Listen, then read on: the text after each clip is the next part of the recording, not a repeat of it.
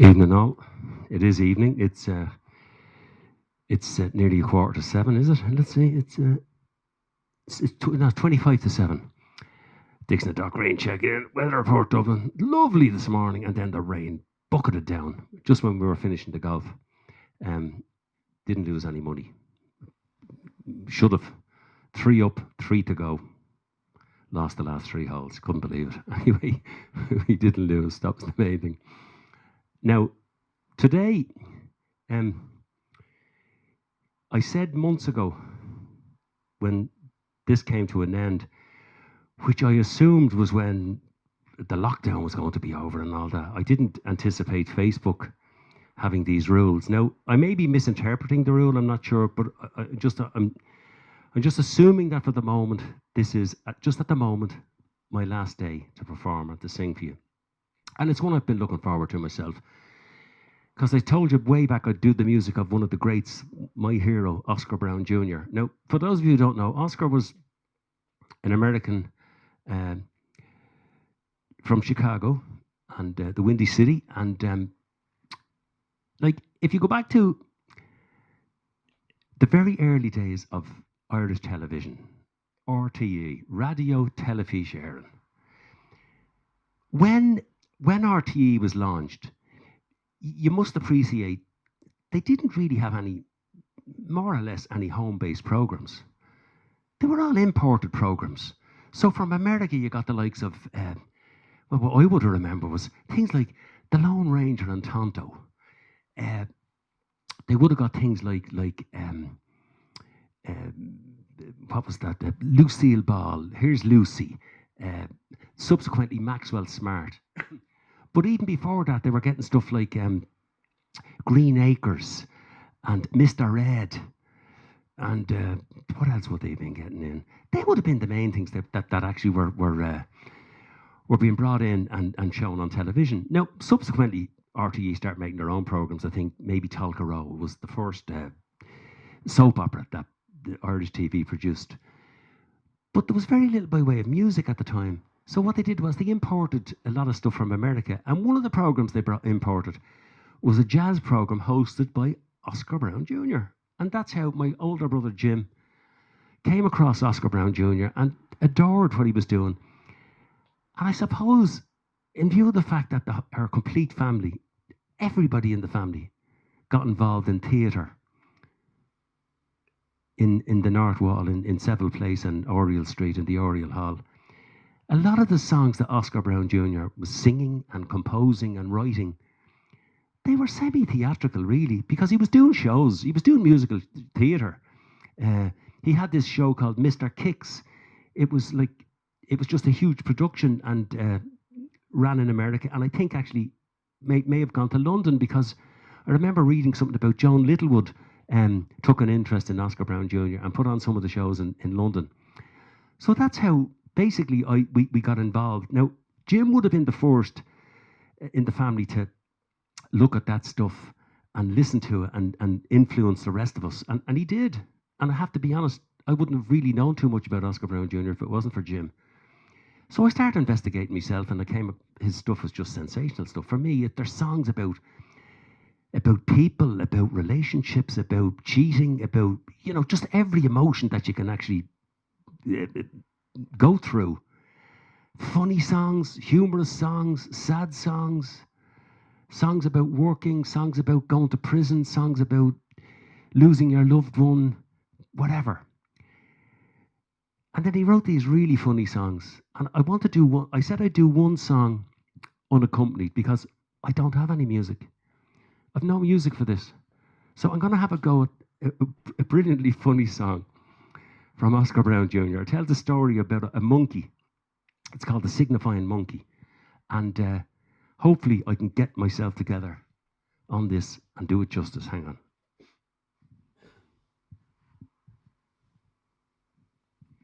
Now, here we go.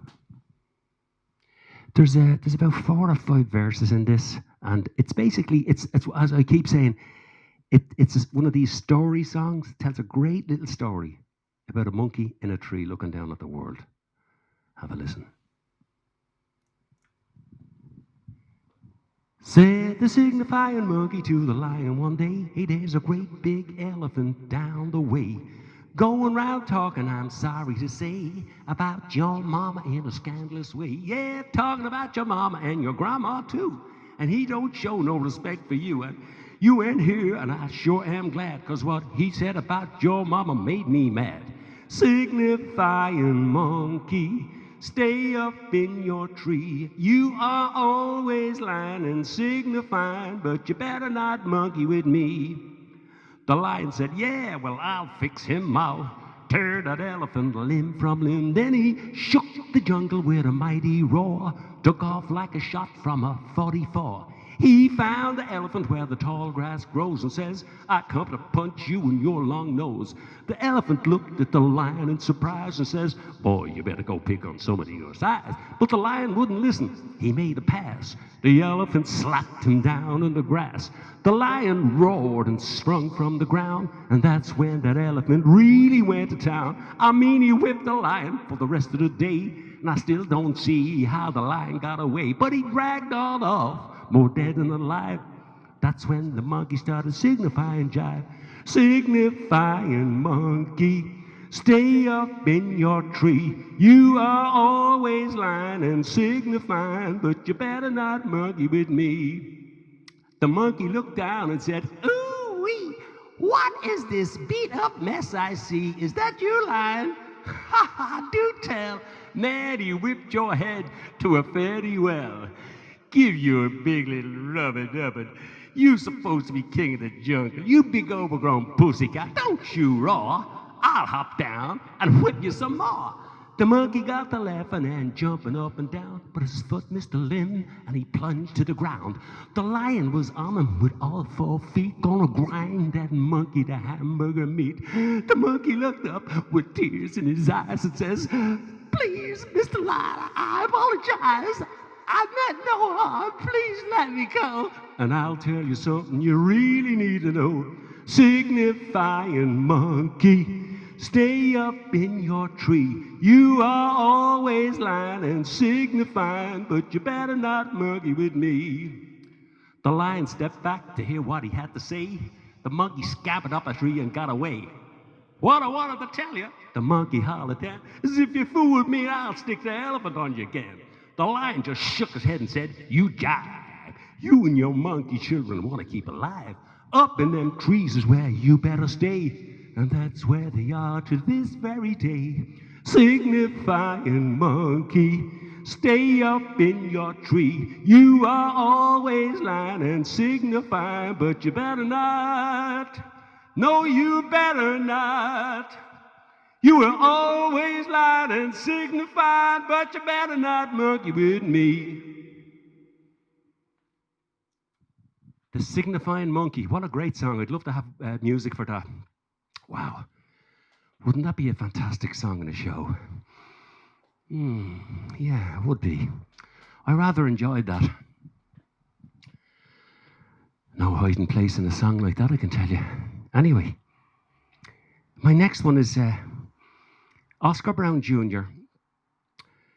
took poetry, stories, and music. He took poetry written by other people. Gwendolyn Brooks wrote this incredible song, Elegy, Plain Black Boy. It's about a funeral cortege moving through Chicago. And basically, the music was put together by Oscar to back the lyrics. He also did the same for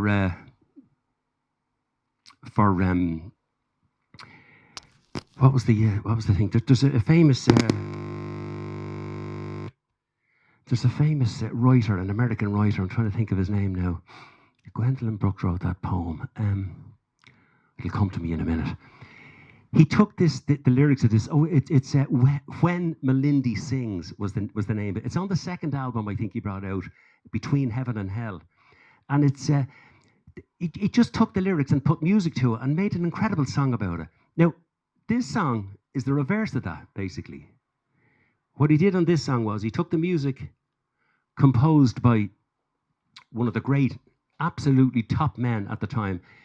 You're talking 1959, 60, 61, 62, that era here. So one of the all-time greats on the American jazz scene was Cannonball Adderley. And this is one of his songs. It's a song about, it's called The Work Song. And have a listen to this. You might enjoy this one.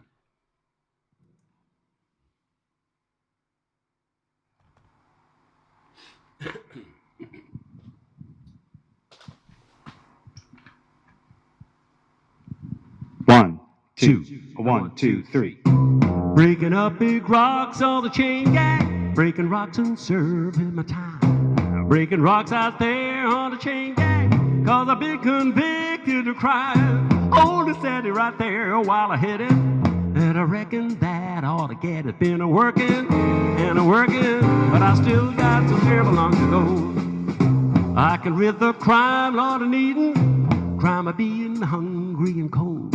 I left the grocery store man bleeding when he caught me robbing the store. Holy said it right there while I hit it, and I reckon that I ought to get it. Been a working and a working, but I still got so terrible long to go. Hey.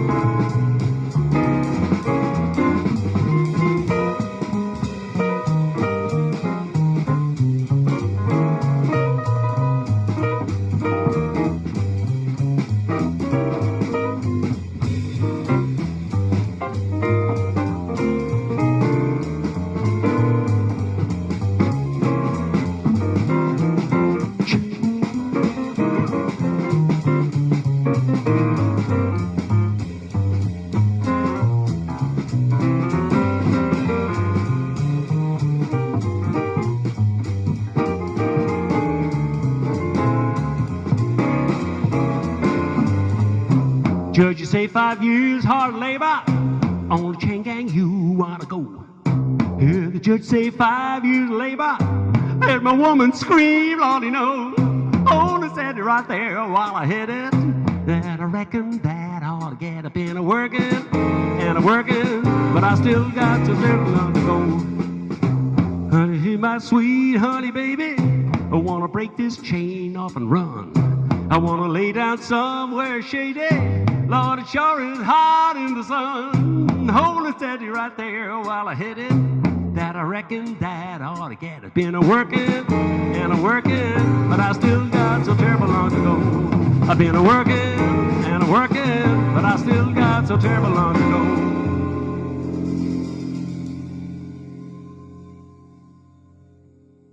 Now, just to let you know, I don't own the rights to that. That's music there. I absolutely own none of the rights of it. And I've just done it for entertainment purposes for all those people in lockdown, all the people who've been checking in on me for the last 5 months. I hope you enjoyed it. The work song, Cannonball Adderley. What a fantastic piece of music. Brilliant, absolutely brilliant. Interestingly enough, there was a program on the other night about a trumpet player who a famous trumpet player in America on Netflix or one of these. And the opening stuff, the opening music was music Oscar Brown Jr. composed for another song that he wrote. You'd probably remember it, Bobby Timmons or one of these. I can't remember. But the song was called That Dare. It's basically a song about a kid singing to his daddy and asking him questions. Hey daddy, what that there? And what that doing there? No daddy, oh hey daddy, hey look it over there. That type of thing. And the music was Oscar Brown Jr. So that was in a huge, it was hugely popular. 1960, 61, 62. My last song is a song, Oscar Brown Jr., is a song which I recorded, first of all, in 1983 in RTE for the wonderful program that was on at the time. It was one of the home-produced programs. Brian Day, All That Jazz and Blues. Brian was a really, really good guy. He used to go around the clubs and the pubs and that in Dublin, and he'd bring the musicians in and he'd get them to, and then he played them on his Sunday night show. It was brilliant. The concept was brilliant. And he came to see us in Foley's and Mary and Rome. We got a booking and we recorded. And this is one of the ones we did. Now, interestingly enough, when Ronan Dooney, the trumpet player, the fantastic trumpet player in Dublin, rang me about the show that was running in McGonagall's, number 22. It's three years ago now or more. It finished 3 years ago. But it ran for 9 months on a Saturday night. And Ronan convinced the musical director of the show to put this song in. So this was one of the highlights for me of the Cafe Society Orchestra, the 12-piece band. Well, we were 15-piece the first night, but then after that it was a 12-piece. We had 4 saxes, 2/3 trumpets, 2 trombones, piano, bass, drums, and there was 3 of us, myself and 2 female singers. But this song here was one of them. Now, I have to thank in advance. I thanked him already because he did a couple of tracks for me years ago, about 4 or 5 years ago at this stage. The wonderful Paul Finlay in Dublin. Paul, hope you're keeping well. And I just want to thank you for this particular track. It's a song which we recorded in RTE. I know it was recorded by Colin Wilkinson. I know it was also recorded by those of you back in the 60s who were slightly older than me, would have remembered one of the best beat groups, as they were called at the time. Peter Adler and the Next in Line also used to do this, and I think they recorded it. This is the classic Oscar Brown Jr. song. For me, one of the greatest songs ever written. Period. I was cool.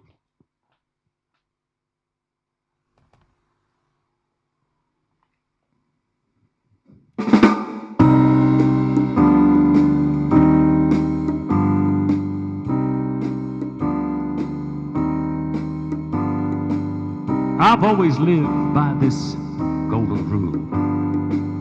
Whatever happens, don't blow your cool. You gotta have nerves of steel and never show folks how you honestly feel. I've lived my whole life this way. For example, take yesterday. I breezed home happy, bringing her my pay. Her note read, "So long, Johnny, I have run away." I threw myself down across our empty bed, and this is what I said.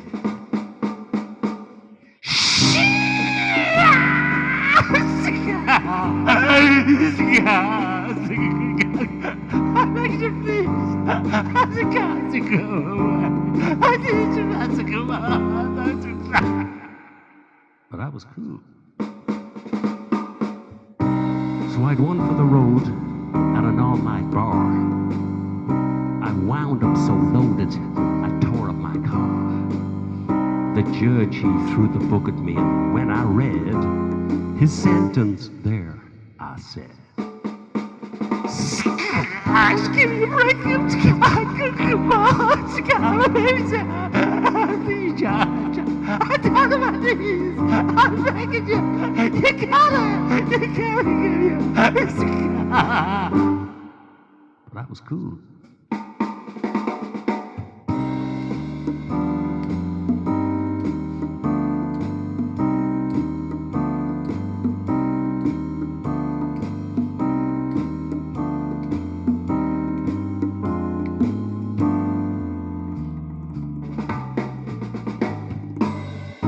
So I said, she's the only one I have to thank. I found her and pulled my gun and I fired point blank. The shot whistled straight past that woman's head and killed my hound dog dead.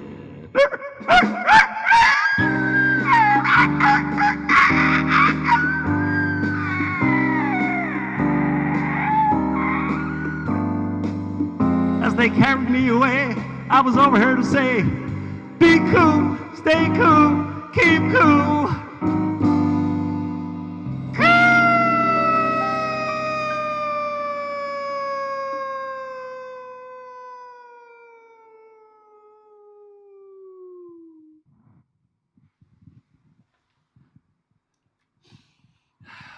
Yes, you see, it's theatre.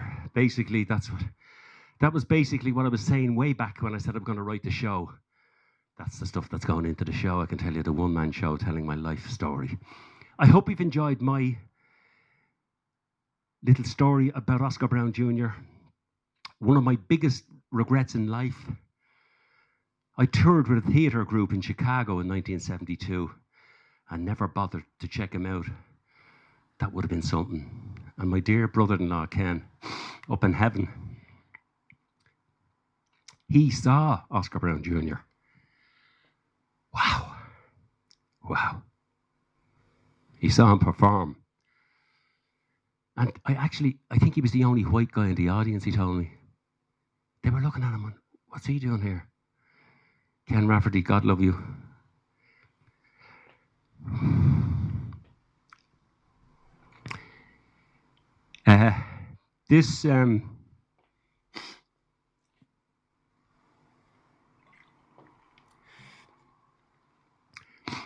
This may be the last performance, I don't know. So just before I finish up, I want to thank each and every one of you for having the patience to listen to me rabbiting on. A couple of people I'd like to thank particularly. In the UK, Hilda Franklin, who runs the Shenanigan Group. I did quite a few dedications, anniversaries, birthdays, and it was a pleasure. It kept me going. I think without that, I probably would have given up. Patsy Sweeney in Lacal, who sent me loads of requests for different stuff, and I did a fair number of stuff for her. I hope you enjoy them, Patsy. And generally to my own family and friends around the place.